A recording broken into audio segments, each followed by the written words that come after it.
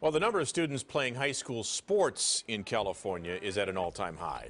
Football teams are beginning to see a drop in their numbers. That is according to the California Interscholastic Federation, or CIF. The organization says more parents are becoming aware of the effects of concussions, including brain damage and memory loss. CBS 13's Angela Musalam is live in Galt Forest tonight with how local coaches are working to keep kids safe. New at 5. Angela.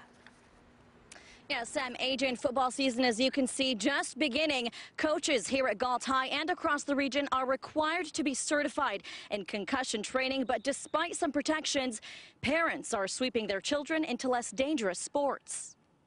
Set, go! I think the level of play can be too intense. Debbie Corbett used to be a football mom. Her two sons grew up playing the high-contact sport. Corbett says it's a decision she now regrets. I wouldn't do it again. Corbett isn't alone. Parents across the state are pulling their children out of their school football teams. The California Interscholastic Federation says that's been the trend for the last few years. Football's a violent game. According to a recent census report by the CIF, football participation across the state dropped by just over 3% from 2016 to 2017. We've had a couple schools over the last couple of years that say our numbers are really low. Michael Garrison is the commissioner of athletics for the Sac San Joaquin section. He says the recent decline in student football players has to do with parents being more educated about the effects of having a concussion. Not that old adage, oh, I just got my bell rung, I'll be okay in a couple minutes. It's like, no, we understand the science behind all that.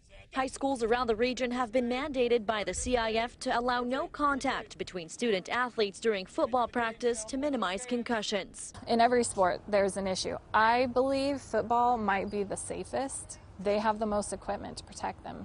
Erin Saldivar isn't too concerned about her two sons playing football. She says it's all about how the coaches train their players and how well their equipment fits. That makes all the difference. If you want to look for the negatives, you'll find them. You want to look for the positives, you'll find them.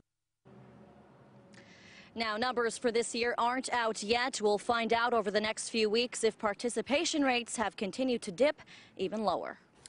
Yeah, it is clearly a trend. There's no arguing that, Angela. We wonder where it's going to end. All right, thanks very much for that. Live for us tonight in Galt.